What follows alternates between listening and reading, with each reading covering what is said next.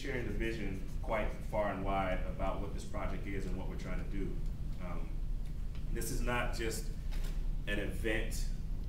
It's not just a festival. It's not just a birthday celebration.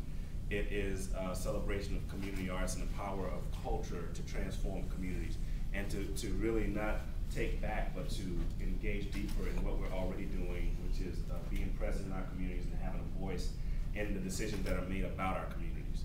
And so looking at the festival as a 5-day event to celebrate that and to take the work deeper and share it with more people across the board is the intent. The fact of the matter is, there were communities, African American and white communities across the city, represented by leaders, some of whom are here today or represented in West Baltimore, many of whom are dead, who never had political careers, whose names were known. Joseph Wiles, I think of, in Rosemont, Esther Red,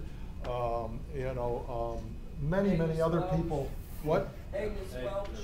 Yeah, well, Agnes Welch too. But the point is, a lot of these people never went into politics. They just decided enough.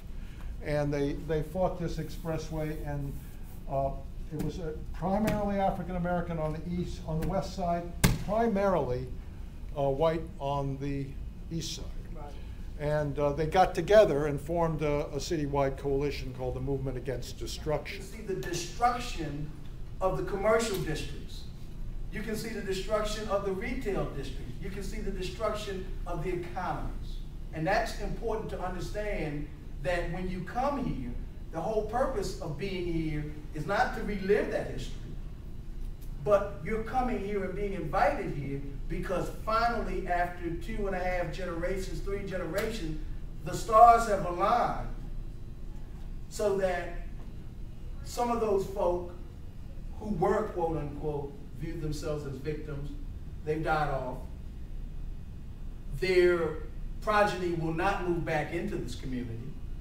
But the folk who have stayed the course over those 40 years, they're hell-bent and committed to seeing this transformed to something better than what it's been for the last 40 years. And that's the push. And this is a great impetus, a microcosm, if you would, of how activism can come together to transform, renovate, restore, revitalize. We want to make sure that every door in West Baltimore is touched. We want to make sure every hand in West Baltimore has been touched. We want to make sure that the hearts of the community is touched, and that we're going to be working with you and for you.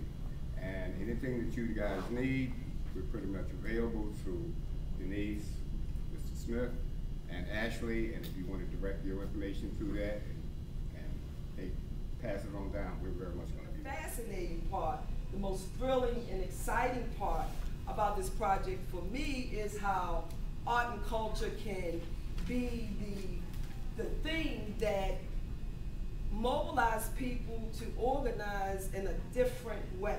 I've always organized in the traditional fashion where you bring people together to solve a deficit.